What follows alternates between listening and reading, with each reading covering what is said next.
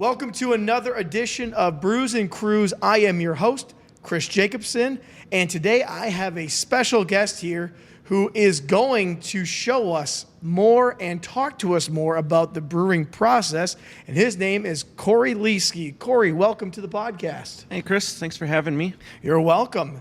Now, you have brought us a couple things, and the best thing about this is even though it might say a different breweries on here, it is stuff that you have made yourself because you are part of a Winona, what is it like? I would say it's a legend of the Winona Homebrewers, which to me, I feel is something that people need to know more about in Winona because we don't hear much about it.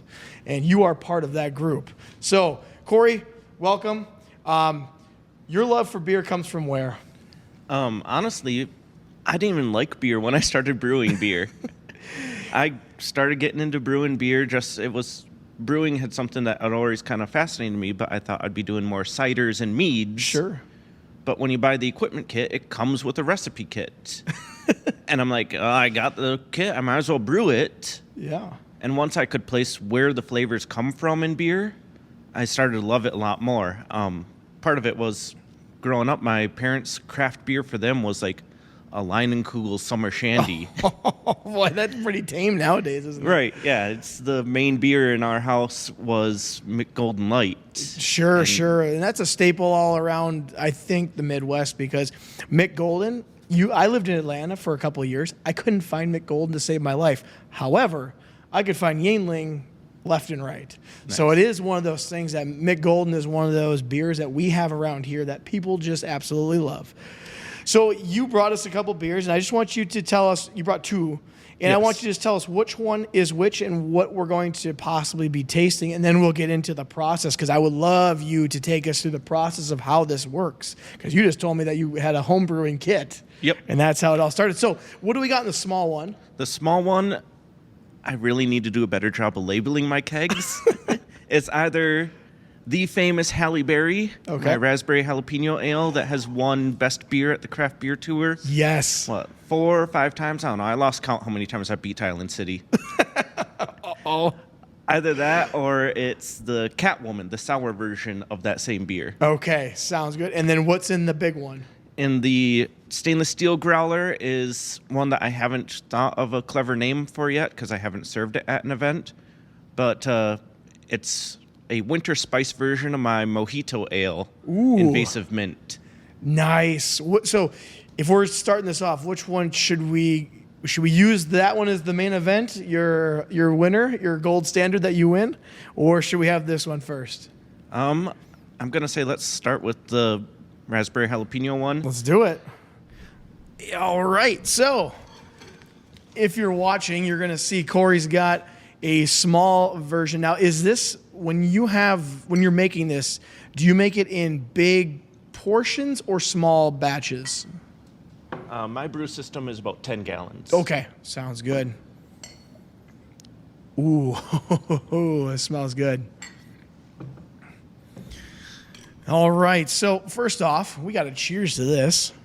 Cory brought us beer. I didn't have to go get any. Cory's bringing it to us. And again, can you remind the audience what this one is called?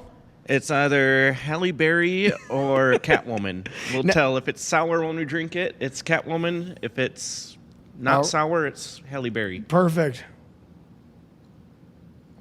I'm going to say that's the sour. I'm pretty sure that's just regular Halle Berry. That's regular Halle Berry. A little bit of sourness comes from the raspberries. Oh, gotcha. And what else is it mixed with then? So the unique ingredients are just raspberry and jalapeno. Okay. I want to say for a 10-gallon batch, I use about 12 jalapenos. If I'm brewing it for an event like the Craft Beer Tour where I'm trying to please a crowd. Yep. Then I remove all the seeds and membranes so there's like no heat to it. Okay. If I'm brewing it just for myself, I like to leave some seeds and membranes. I like a little bit of bite. Yes. In there. So if anybody's wondering, it says that there's jalapenos in here, but it's like a hint of the flavor, but I don't have any spice, so it's not like it's burning my mouth by any means. Now, you said that other times you'll leave the seeds in. Some of them, yeah. Then I will assume it's going to be somewhat spicy on your tongue? Yep. Okay, so this one doesn't have them in it? No. No, and this is going down quite smooth. And what kind of beer is it again? It is an experimental ale. Like An experimental ale. Perfect. the malt bill has some smoked malt in it. Some Golden Promise is the main base malt. And then there's usually a little bit of honey malt or some oats in there to give it some body. Okay. Some sweetness. And this is the one that you keep winning the craft beer tour with? Yep. Okay, and how many times have you won it? 4 or 5. 4 or 5. And how many years has the craft beer tour been in town? Like 6? 7, I believe. 7? Is this year 7 or it's been 7? It's been 7, I'm pretty sure. And you're going to be there again this year? Oh, absolutely. Okay, yeah, I've kind of figured that. And the very first year they did it, they didn't allow the homebrew club to be part of the voting. So we couldn't win the first year. Gotcha. And then I want to say there's only been about 1, maybe 2 years that Halle Berry didn't win. Wow. So when people, do they have to give feedback when they're voting, or is it just strictly vote? It's just strictly vote. We get feedback, as we're at our booth serving Sure. beer. What's when they taste this, what's like the one thing that they compliment this beer on? Is there something specific they go, man, I just absolutely love fill in the blank? It's a lot of time they love how balanced it is. Sure. How you get that sweetness from the raspberries and stuff. But then it's also like the jalapenos there, but it's not overpowering. That's exactly what I tasted too, because it's almost like a sour that someone would maybe go in there just experimenting with beer. Because what I always say to people, if you're going to start trying craft type beers, start at the low end of the IBUs, because if you go up to the 80s, you might set yourself up for failure, and you're going to be like, I don't ever want to go back to that. Because I always tell everyone, the first time I went to what's now called Two Fathoms, the former Island City, I started off with the Berliner Weiss because it was easy to drink, and I didn't know anything other than, like you said, McGolden, Bud Light, the cheap stuff like that. But this one would be a good one for someone that's just starting off, because like you said, it sounds like it's going to be like, oh man, who wants to drink a jalapeno? But I'm not tasting jalapeno hardly at all. Just a slight hint, I taste more of the raspberry. So I think you did a fantastic job with the balance, like people said. Now, what was the first year you had won? I want to say that would have been the second year, and that was where I won Best Beer, and then there was a 3-way tie for Best Brewery. Oh, and you were in that mix too? Yeah, the Winona Homebrew Club was. Nice. And yeah. How many years has the Homebrew Club been around? Because I know I've heard about them, but I didn't know much about them until the craft beer tour came into town. So I started in the Homebrew Club, I want to say probably 11, 12 years ago. Okay, so it's been around quite a while. Yep, and it had been around for a few years before that. And apparently there was another Winona Homebrew Club before this one. So I think I know what you're talking about. Where is it located now, or when you first started? Was it located in Goodview? No. That's probably the one I remember. It used to be in an old gas station across from Merchants Bank over there. Yeah, so that was another brewery. Okay. That was Winona Brewing. Oh, was that part of the same crew? No, totally different crew. Okay. Honestly, none of the Homebrew Club members really liked Winona Brewing. No. Their beer was not great. Okay. Well, then you have yourself, and how many other people are in this club? I want to say there's probably 20 to 25 active members on Facebook. Oh, really? Okay. And then we probably have 5 to 10 that show up to our monthly meetings regularly. And then sometimes we'll get up to like about 20 people in our regular meetings. Oh, so this is a real serious type thing. Yeah, and Awesome. for homebrew clubs, we are tiny. Oh, really? Yeah. So they're bigger than this normally. Yep. So what does a homebrew club mean? What's the difference between what you guys do and what someone that just opened up a small brewery is doing? Is there any difference, or? Yeah, we can't sell anything. Okay, you can just bring it and give it away. Yeah, so we meet the third Tuesday of every month at 7:30, just on the street here at the No Name. Oh, really? Okay. Yep. And we bring whatever we have new fermented or whatever keg we found in the corner of our basement. That's actually where this keg of Halle Berry came from. This is quite a few months old. So is it better if it gets older then? If, like wine, they say the more it's better with age. Is this the same with beer like this at all? No, most of the time you want beer fresh. Okay, so it is different than wine, and that's a good thing for people to know that maybe don't know much about beer, the process, and then going over to wine, because I feel like wine people are directly into wine and beer people are really into beer, but the cross paths of that is a little different in the fact that usually they like one or the other and not both. I like both. You like both? Yeah. I'm starting to like wine a little bit now, but it can't be something really, really fruity and sweet because I just get like a stomach ache. Oh yeah, those like Boone's Farm-esque, like Food's fire, yes. just as soon as you take a sip, you're like, I think I have diabetes now. I get diabetes now.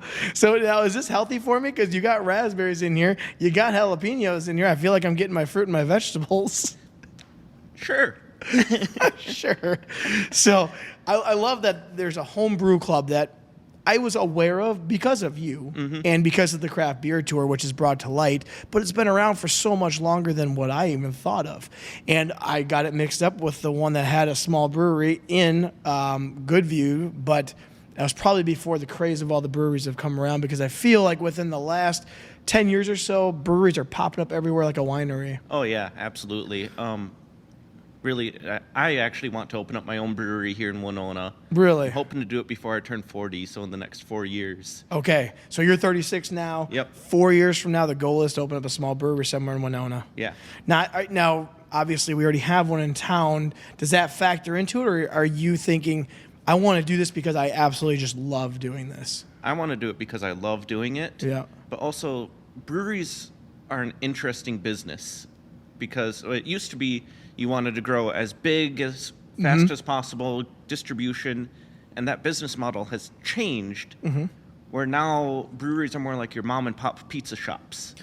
Sure. You got your corner brewery, and that's where people go, where everybody knows your name. Yeah, absolutely. Yes. And then you go to the bigger ones, probably like a Surly or a Toppling Goliath, and they might not know you as well. And I've been to Toppling, and they're awesome place. I've never been to Surly, though.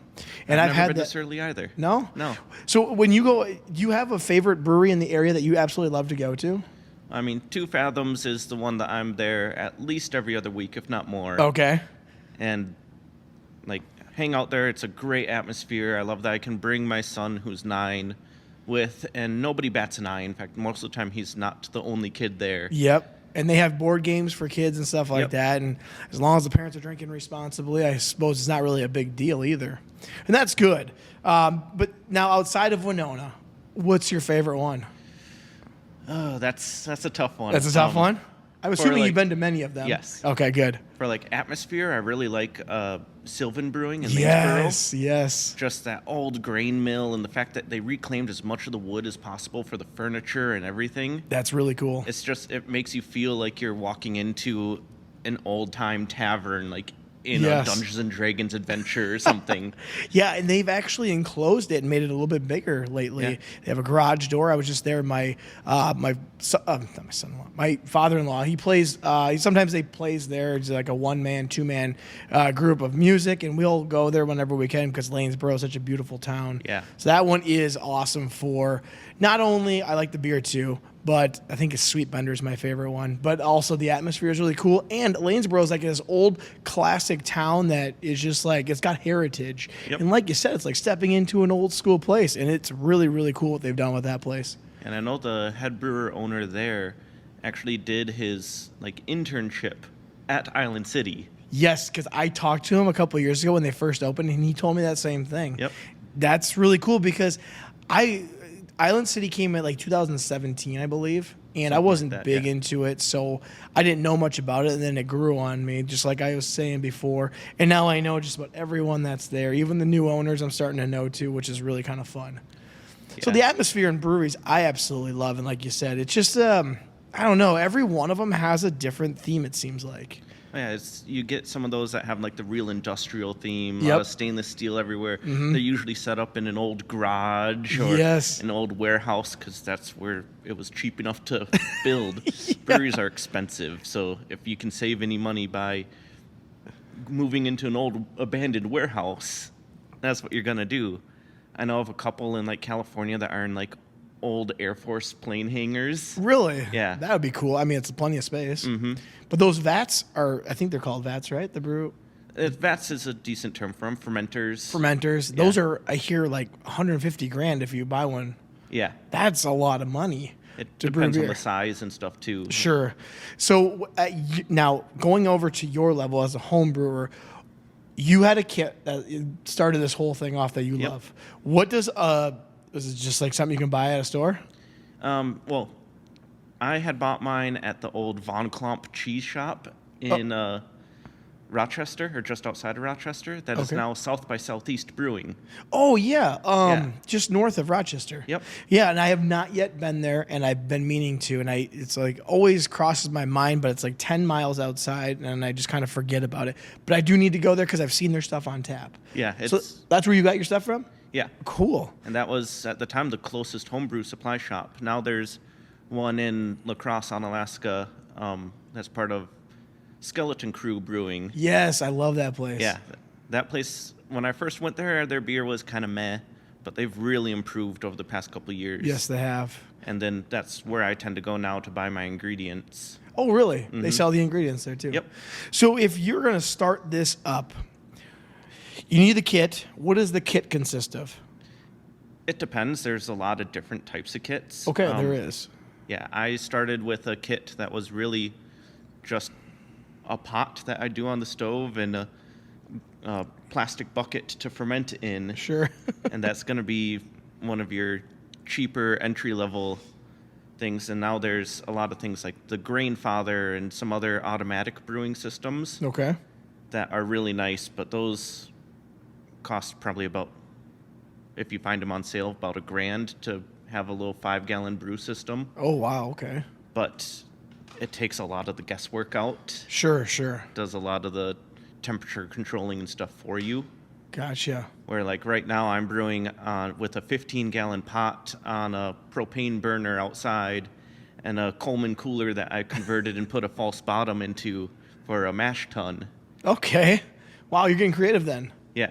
Now, I am assuming, because I have no knowledge of brewing beer, I just like drinking it.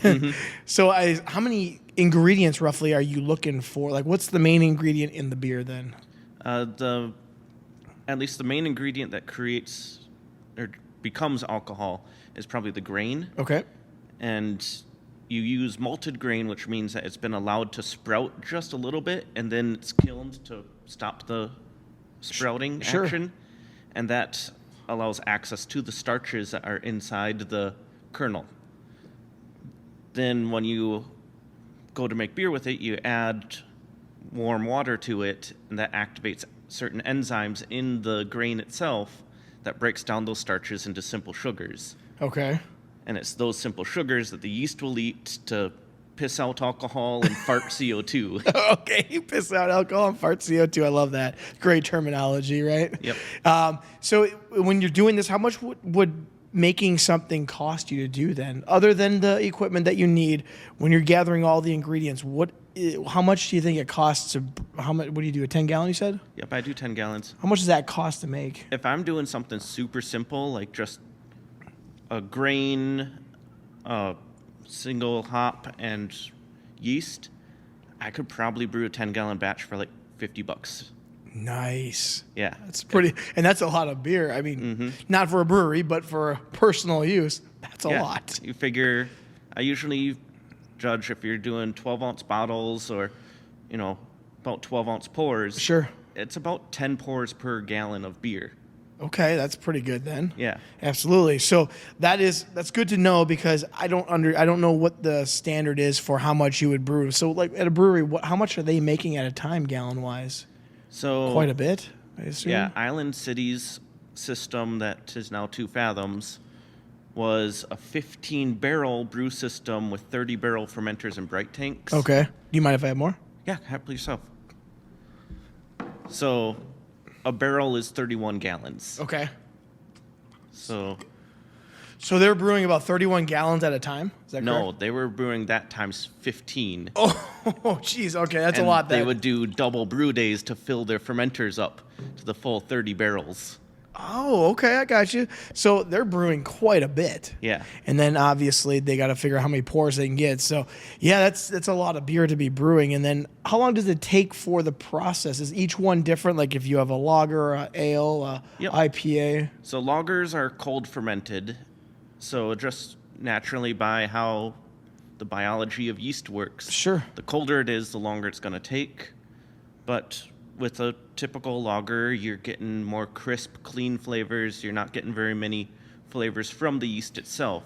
Yep. An ale is fermented warm and usually ferments a bit quicker. I don't have a lot of experience in lagering because I don't have the equipment to keep my fermentation tanks cold. Oh, right. You got to keep it cold somewhere, Yep. like in a refrigerator, I assume. Yeah. Okay.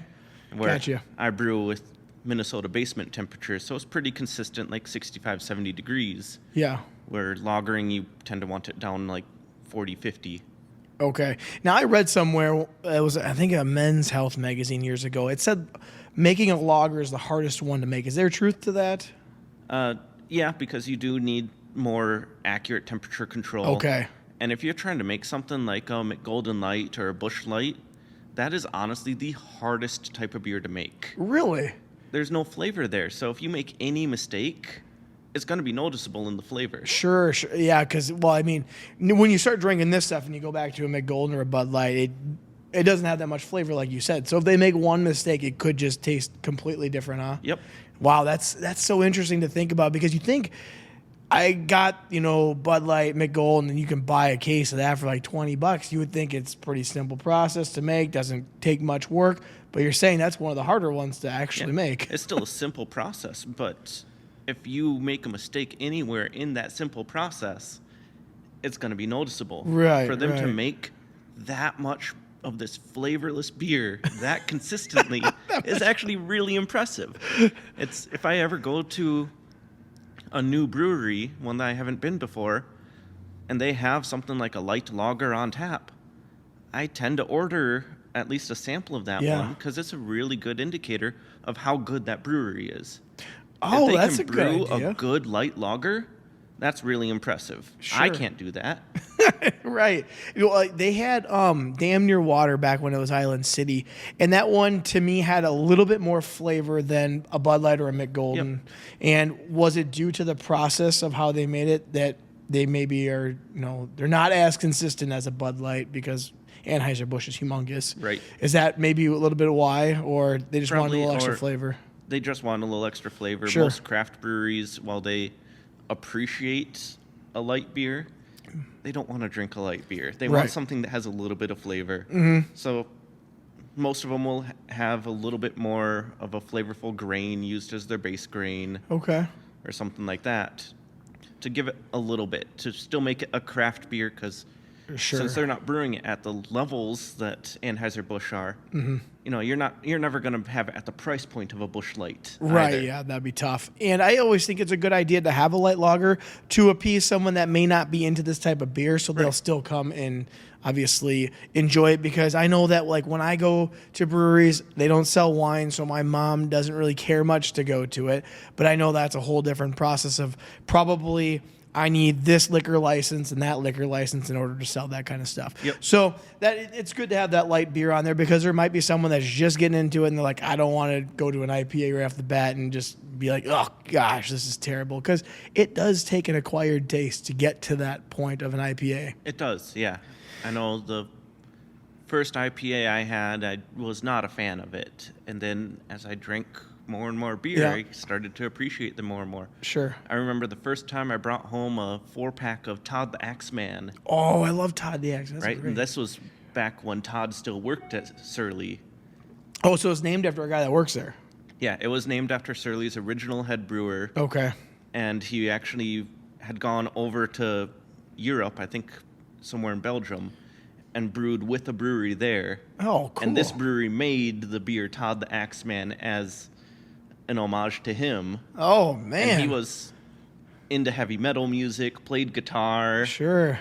I wondered what the can was all about, because Yeah. I see the can and I love it, and there's on tap some places in town here, but I didn't know what it was all about. And that's cool that you know that backstory. I know it's probably on the can. I've never even read the backstory. Yeah, and Todd is no longer at Surly. He's now at Three Floyds Brewing. Oh, Three Floyds. They got like War Pigs or something like that, right? The War black Pigs cans? War Pigs is a collaboration brewery between Three Floyds and another European brewery, Mikkeller, I think it is. Oh, cool. Do you know the guy personally? No. Just know the backstory? Yeah, I know. Okay. I thought maybe, if you're into the game of brewing beer, I figure maybe you know some of these people personally on a personal level.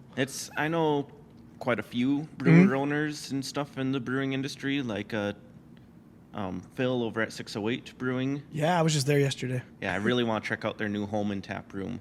Oh, yeah, I heard that they just opened up another one. I hope it goes well for them because, Hop Valley, I think it was Hop Valley. They had one in Spring Valley or Stewartville. They had like a second location because they're from Hudson, right? Is it Hop Valley or? Yeah, that sounds right. Yes, they're green. Their logo's green. Anyways, they had one down in Spring Valley, I believe it was, and they recently shut it down. So I'm hoping for 608, it just kind of leaks out because Holman and La Crosse are on Alaska are now pretty much the same town after being that close to each other. So I hope that goes well for them. And I've seen people, they've had photos on social media. So next time I'm close to Holman, I'm going to have to stop in because I was just at their main location yesterday. And I like Citronato. I think that's what it's called. That's one of my favorites. That's a good one. I'm not a huge fan of it just because I'm not a huge fan of the Citra hops. And that was a super popular hops for a long time. Sure.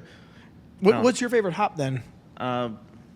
Cascade is up there. That's a really good traditional one. Like Summit Saga, I'm pretty sure Cascade is the main hop in that one. Oh, yeah, Summit Saga. That one has a bite to it for sure. Yes. Now, now I have another question that you just brought that up. So I see on the can or whatever it is, it talks about what hops they're using. I assume you have good knowledge of what the different ones mean, right? More or less, yeah. More or less, good. Because now I want to know, you said you don't like the Citra hops, you like the Cascade. Mm-hmm. So what's a Citra hop then? A Citra hop is actually, if I'm remembering correctly, it was an older German-style hop that was then grown in New Zealand and Oregon. Okay. And the different temperatures, the different dirt nutrients and stuff provide a different terroir. Okay. Well, what's that mean? What's a terroir? It means growing conditions. Oh, okay, gotcha. It's mostly a wine term because you can have the same grape, but if it's grown in different dirt compilations and different temperatures, it's going to taste different in the wine. Okay. It's almost the same thing for hops. Oh, well, I did not know that. Yep. So then what's a Cascade then? A Cascade is an American hops that has been around for quite a long time and tends to have more citrusy, piney notes to it. Yeah, I do know that piney flavors for sure in that because you said it's the main one in Saga. I'm sorry. Yep. It's Saga Summit Brewing IPA, and that one definitely has a very piney flavor to it. So that's your favorite hop to have? It's up there, yeah. Is there another one called Mosaic? Yep, Mosaic is another one of my favorites too. Really? Okay, so what's that one then? That one is just, they're all hops. They all grow on a vine. They're actually all cousins to the cannabis family. They look like it, so that doesn't surprise me. So Mosaic is another one that was just bred slightly different to try to bring out certain flavors. Okay. And it tends to have a lot of tropical fruit, stone fruit. Okay, so are those the three main hops, the flavor-wise? Is it Mosaic, Cascade? No. No, there's more. There are so many hops. Oh, man, we're talking hundreds of varieties of hops. So each one just gives it a slightly different flavor is what it's going to do, depending on how it was growing, basically. Yeah. Okay, now that's good to know because I love IPAs, but I didn't know all that. So that's fantastic for me to know because the next time I go, I will be now knowing, okay, if I get this one that has these hops in it, this is what I can expect for the flavor. Yep. Cool. So you like the Cascade. It's got more of a piney, citrusy flavor. Understandable because that one does, to me, have a lot of bite. So and I like Citra because I like to drink my IPAs in the summer for the most part on the river. So it's got to have more of a summery flavor to it. Not that I can't drink it, but I would rather drink something with the piney flavor in the wintertime. It just seems like it fits more. I get that. Yep. And I don't know. It's something for me. A beer that has too much Citra hops in it has that almost cat urine type aroma to it. What's cat piss you drinking, man? I said aroma. That's hilarious. You walk into somebody's house that has a dirty litter box or they have too many male cats. I love it. You know that smell. All right, guys, if it's got too many Citra hops in it, it might smell like urine. Cat piss specific. That's hilarious. And really that cat pissy smell Yeah. is a notable thing in a lot of hops. Oh, okay. Now that's interesting because the next time I go and I have one, I'm going to sniff it. I'm going to see if that's what it smells like. Because in real estate, I've been to houses that have litter boxes, and I know what you're talking about. That smell is very distinct. Yes. So now I'm going to smell it next time I'm at the brewery. So how long did this one take you to make? So I'm assuming you made 10 gallons of this, right? Yep. So how long does the ale take to make then? The fastest turnaround I've had from grain to glass was 5 days. 5 days. Okay. So Yeah. that's now. What a lager would take longer, correct? Yep. What about an IPA then? An IPA is a type of ale. Okay. So depending, and there's a lot of factors that go into it. The Sure. higher alcohol, the longer it's going to take to ferment. Lower alcohol beers tend to ferment a little faster. If you're using a yeast that can handle high temperatures, those tend to ferment faster. Okay. So yeah, I've turned some IPAs around in a week or two. Okay. It's probably a little quick. Probably still pulling up some active yeast and stuff Sure. when I'm pushing them that quickly.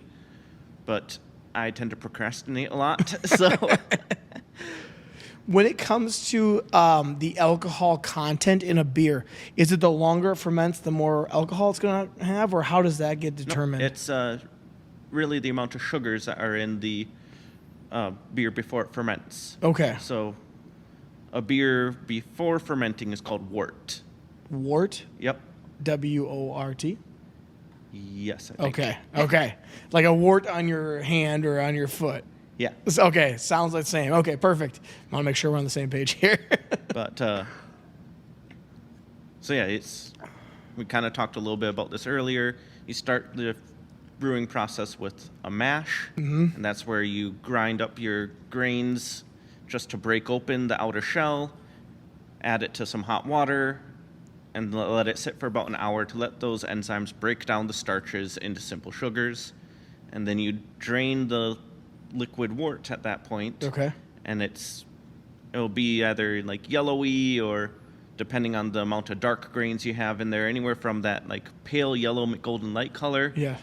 to dark stout, Sure. sometimes going into the reds and stuff for the color spectrum of it. And that is very sweet.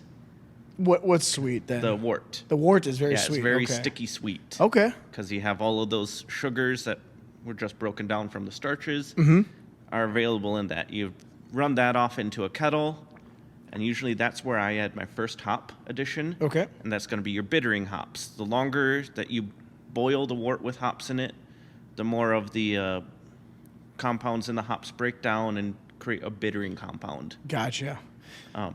How is the so how do you know how much alcohol content is in something? Is there a way of measuring that? Yep. So after you boil for about an hour, there's been a lot of experiments done with shorter boil times and stuff, and most of the time it still creates good beer. But the longer you boil, the more water you're boiling off, the more condensed it's going to be, and then there's off-flavor compounds that get boiled off in the boil as well. Okay. If you ever had a beer that has almost that like buttery flavor to it, I think I have had something similar, yeah. yeah, a lot of that is caused from some of those compounds that maybe didn't get boiled off. Okay, gotcha. So usually after the boil, you chill the wort, and then you use a hydrometer or a refractometer. A hydrometer is a float level where you are filling a container full of the cooled wort. You float the hydrometer in it, and it will tell you how many points off of water it is. Okay. And that tells you how much sugar is in it. Hydrometer is just you put a couple drops on a lens, and then you look at it, and it will tell you also how far away from water it is. Okay, so obviously the higher the percentage, the less like water it is. Yep. Oh, so that's how it's measured. Yes. Well, so that's then cool. you Obviously, water would be 0.0. And some of them are actually 1.0 really? is water. Yeah. Okay. So then everything above that is talking about how much alcohol it has inside that. How much potential alcohol? How much potential alcohol? Perfect. I mean, something like Halle Berry, you're going to have some solid compounds in there that aren't sugars or are non-fermentable. So then you add yeast into your fermenter, you transfer the cooled wort into the fermenter, and you put it in a cool, dark place to let it ferment for a week to a couple months. Sure. Some meads and ciders, it's a couple years. Okay, wow. I have my brother-in-law. He likes to make his own mead. He has a mead kit. He likes to make his own mead. He's just getting into it, but he's got a Norwegian background, and he was on episode, I think, 4 or 5, and he was talking about how he makes mead and enjoys making that process too. And maybe it's therapeutic for some people to do this. I'm sure that you actually love doing this, so it's probably very fun for you as well. So this one only took possibly about maybe less than a week to make, huh? Probably. I want to say this one I was actually on the game and had it fermenting for a couple weeks. Okay. Because the longer you let it sit in the fermenter, more of those solid compounds and stuff are going to settle down to the bottom of the fermenter. Sure. This one is growing on me. I am really liking this one. Nice. I had it at the first time I had it, I think it was at the COVID year.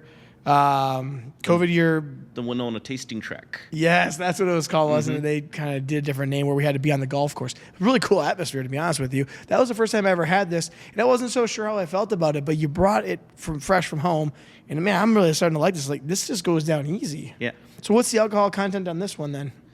I want to say this one is in that like 5 to 6% range. 5 to 6. That's about what most ales I feel are. When I see them up on the board at a place, if I ever see an ale, it always seems about that 5.5 to 6-ish. So is it pretty standard depending on what you're brewing then, of what it's going to turn out to be roughly? Yeah, there's beer styles. Obviously, the IPA is a type of beer style. Yep. Stout is a type of beer style. Sure. And they usually have alcohol range for it to be within style. Okay. So the styles make, if you do a certain style, it's going to roughly fall within that range of ABV. Sorry. So ABV is what the alcohol content is. The IBU is how hoppy it might be. Yep. And I never finished saying this, but when the fermentation process is done, you do another hydrometer reading, and the alcohol weighs less than the sugar does. Okay. And alcohol, I believe, also weighs less than water. So sometimes you'll have a beer ferment down to less than that 1.0 hydrometer reading. Sure. That's interesting. And then there's calculators online. You plug in your starting gravity and your finishing gravity, and that will tell you the alcohol. This is scientific. Yeah. It's a very scientific process. I didn't realize. I am really bad about remembering to take my hydrometer readings. Yeah. And for the most part, I just kind of go, the wort wants to become beer. I'll figure out the ABV on it later. It's a crapshoot right now. Yep. It might be 8, it might be 5. Who knows? You'll find out. I can have a close idea to where it's going to turn out.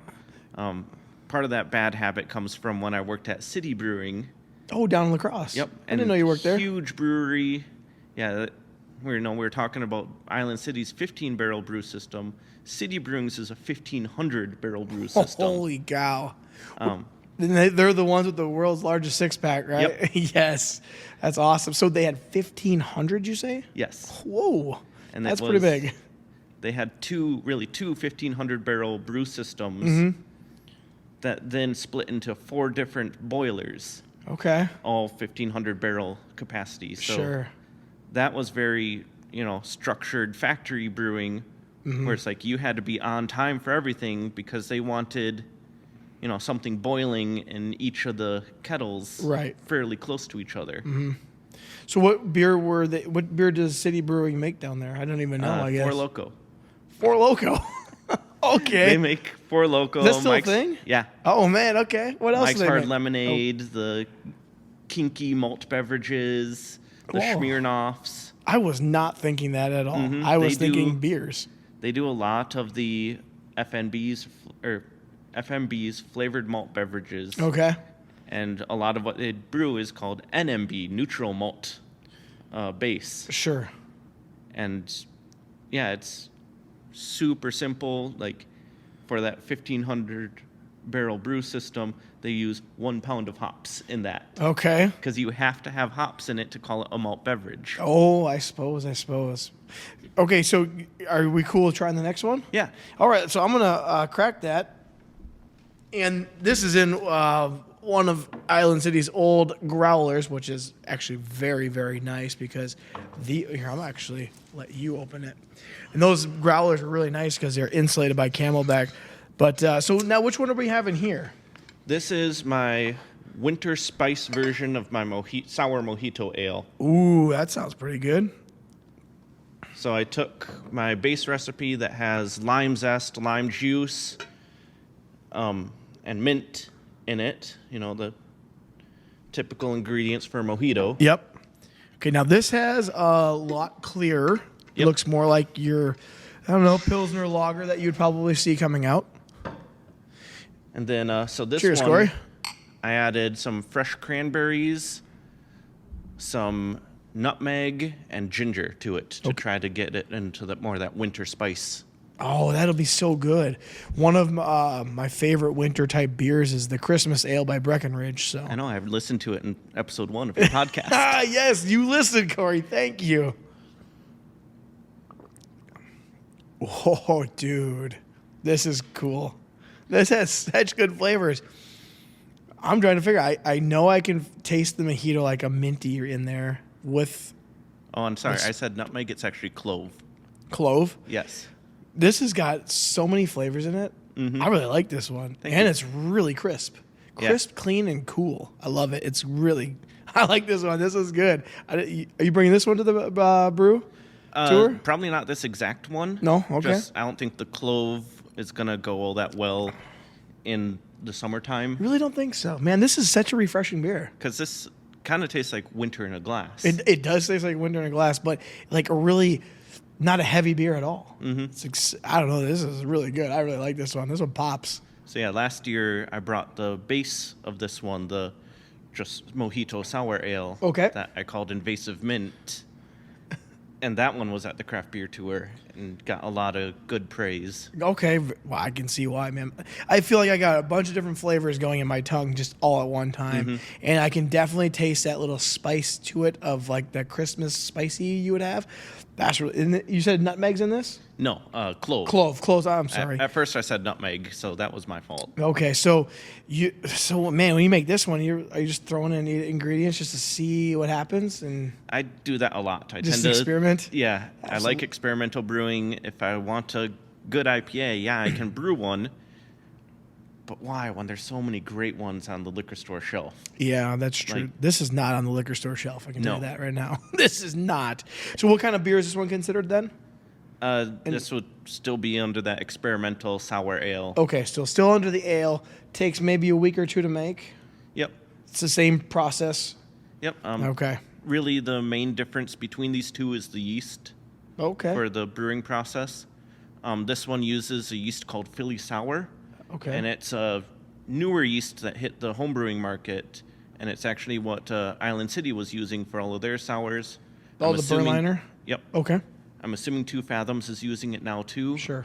It used to be if you wanted to make a sour beer, you had to either kettle sour, which means that after it was done with that mash process, they would add bacteria to it that would create lactic acid Oh, gotcha. in the beer. So you had to do that before boiling, and it would take like a day, and it was a hassle. And if that bacteria got into your fermenters at all, it was really hard to get out of it. Ooh, yeah. You don't want bacteria, right? In there. Right. It's, unless you're trying to brew a sour beer. Right. I found out recently that the Shell's Star Killer Brewing just recently shut down, and it was their offshoot sour brewery. Oh, really? Mm-hmm. Shells. What did they make? Because I feel like I've had some of it at the state fair. Very possibly. Okay. So they just shut down because.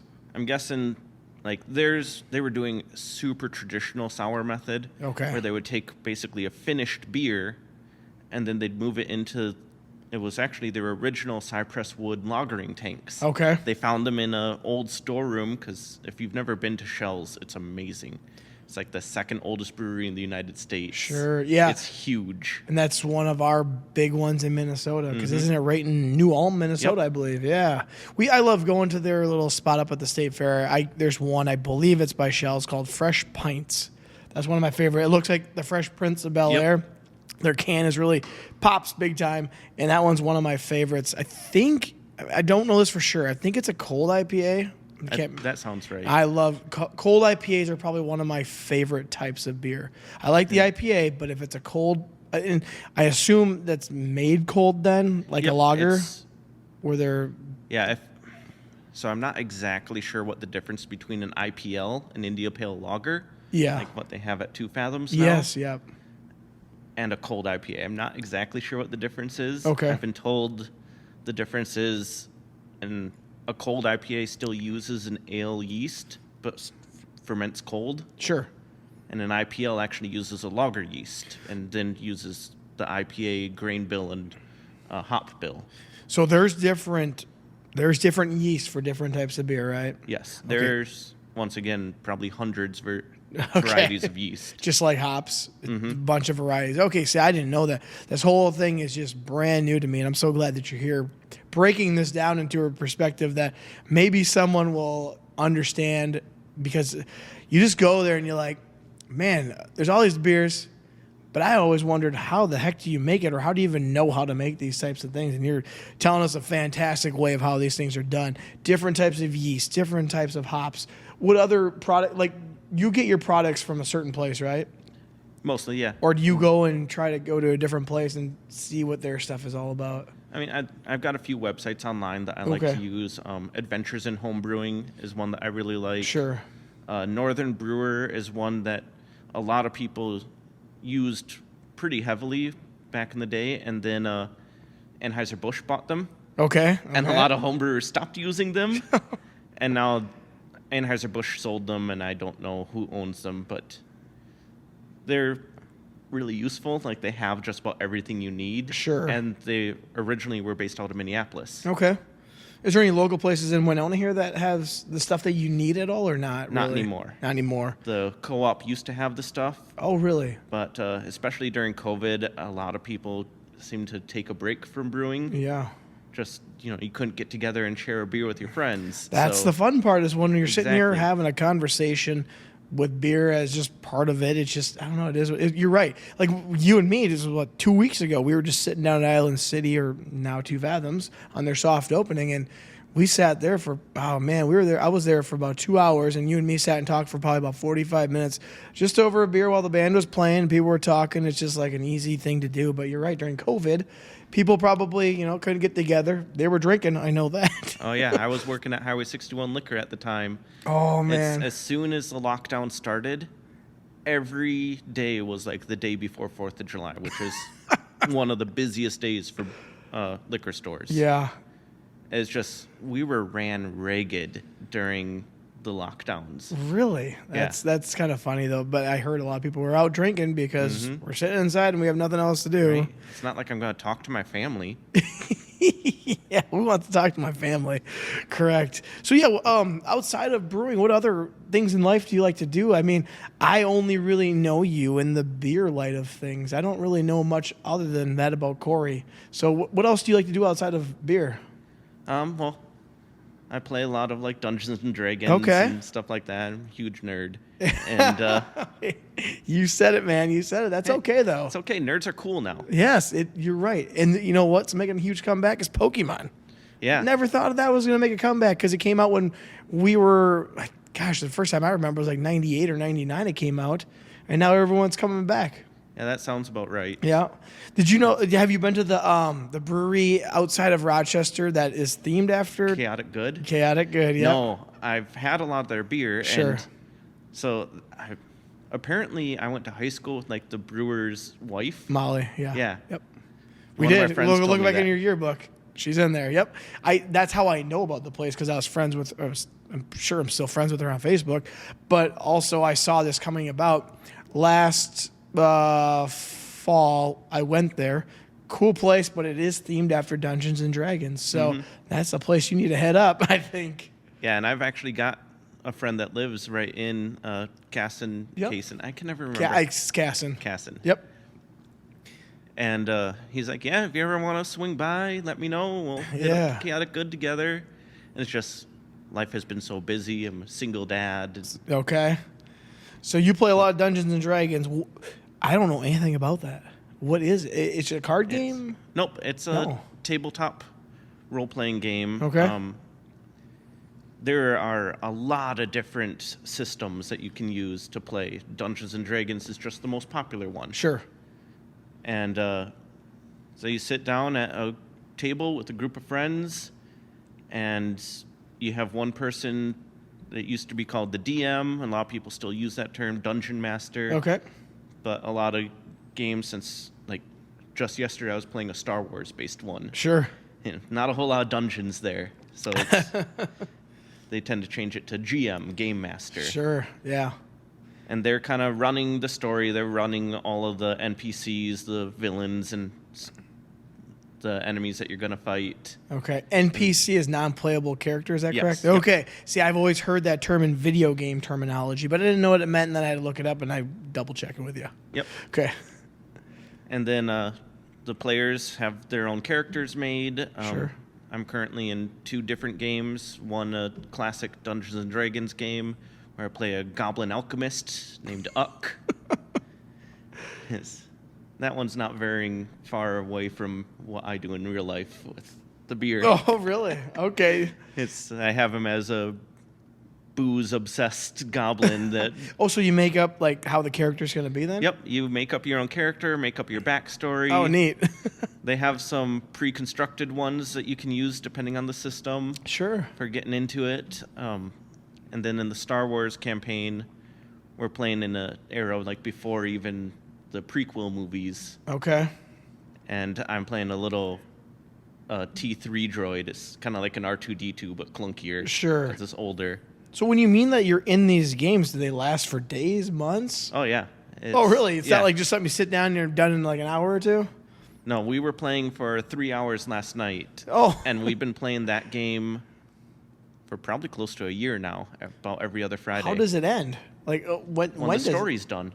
When so the DM is the guy that's in charge of it, the person that's in charge of it, and they tell you when the story's done, or how's that Pretty work? much, yeah. I think our current DM has about 3 storylines he wants us to run through. Okay. And then he wants to take a break from the Star Wars campaign. All I've right. kind of been bouncing around an idea of running a Ghostbusters themed one. Oh, well, that'd be kind of fun. Yeah. Now, some people say Monopoly's a long game. Go play Dungeons and Dragons. It sounds even Right. longer. It could go for a year even. That's hilarious. I mean, there are world records for longest running campaign, and we're talking 15, 20 years. Does a campaign mean a game? Yeah. Is it the same thing? Okay. Like the single story, same characters being used. Okay. So then do you guys get together in person, or is it something you do online, or how does it work? I've only played in person. Okay. Especially like during COVID, a lot of online systems came out. Yeah, I think I heard about that too, because back on episode one of them, Justin he had a 2-part episode. He's big into that with his friends, and they were playing online. I go, how the heck do you play online? He was kind of getting into it. I didn't understand it, but yeah, it sounds like there's an online version probably after COVID. Basically Zoom with some apps on it so that you can see the map, or Oh, everybody sure. can see your dice rolls. Okay, that's cool. That's cool. So you're really big into that then? Yeah. Anything else that other than that, like you said, you go, I'm a nerd. That's cool. Is there any other nerd things that are out there? Because I think everyone, it can be a nerd in their own aspect. I mean, you could be a car nerd. I'm a beer nerd. Beer nerd, for sure. Is there any other things that you like to do outside of that too? I like some of the collectible card games, Magic the Gathering. Oh, yeah. I figured that had to go right along with it. Kind of, I mean, right? they're Dungeons and Dragons and Magic the Gathering are owned by the same company. Oh, okay. That would make sense Yep. then. And then recently I've been into the new Disney collectible card game, Lorcana. Okay. And I got into that one thinking it would be easy for my 9-year-old son to get into with me. And he's got like no interest in it. What's he got interest in? He's... Total opposite things of you? No. No, okay. A lot of video games and stuff. Sure. He's really into this game on Roblox called Blox Fruits. Oh, yeah. My students talk about Roblox all the time. I don't really know what it is. They talk about Fortnite, too. Don't know what that is either. I've never played it. I tried playing Fortnite and couldn't get into it. Sure. It's basically the newest Halo. Oh, okay. Only So it's there's- like Halo. I kind of Kinda. know what that is. I mean, outside of Grand Theft Auto, I'm kind of lost in the video game world, except for if it's a sports one. Yeah, Kind of lost on it. Fortnite is a big versus game where you play online and it's you and a team versus another team. Oh, that's kind of sounds fun, though. Yeah, and they basically took your normal first-person shooter type thing, Sure. and then added like a base building element to it. Nice. Like, Okay. I really like the idea behind Fortnite. I just could never get into it. No. So you're into what are you into then, video game wise? I really like a lot of the like single player or co-op, where it's more based on finishing a story. Okay. Like Dead Space is one of my favorites. Sure. Okay. BioShock. I've heard of those. I don't know much about them, but I've heard of them. So Yeah. it's like a story. You're into storylines, it sounds like, because Dungeons and Dragons, someone's coming up with the story, and you guys are following a storyline. Yeah, or So screwing it up. Or screwing it up. So that makes sense why you would like those games. You like the storyline. That's cool too. I think that's kind of why I probably like Grand Theft Auto, even though it's a little different. There's a story, missions to be fulfilled, and stuff like that. And then the sports ones, you're just trying to beat someone. Right.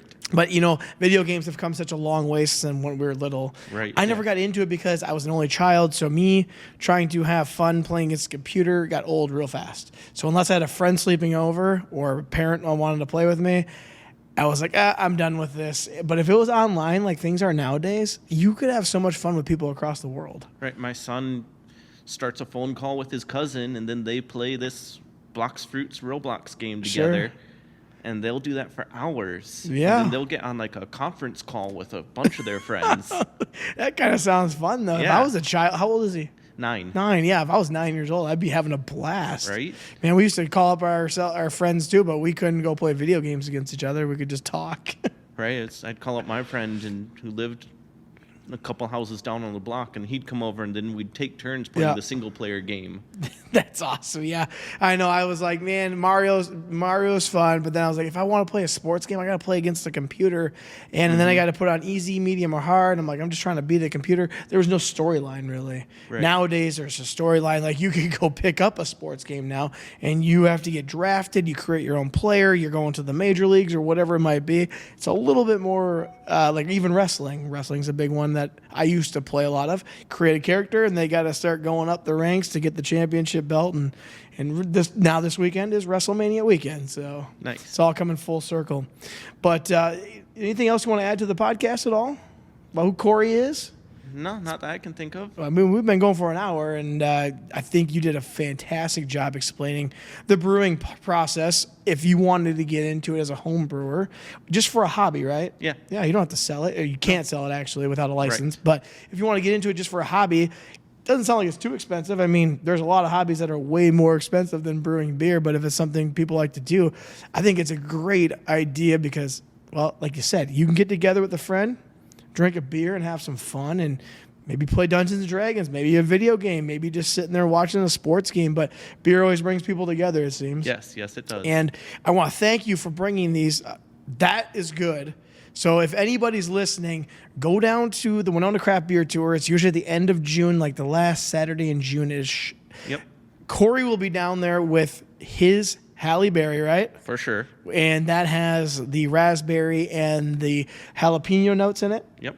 That's a really good one. It really grew on me. This one really set me back to like, man, this is just something else. This is Christmas in a glass, like you said. But I think you could drink this in the summer and be just as good. Because it's got like that little minty flavor to it, which to me is like, I don't know, a summery vibe. Yeah. And I love it. So, man, you brought 2 fantastic beers. You're the first person to bring brews onto Brews and Cruise where you actually personally made the Brews and Cruise. Nice. So I appreciate you bringing this. Is fantastic. Again, Cory, I want to thank you, and I want to cheers to you too. Cheers.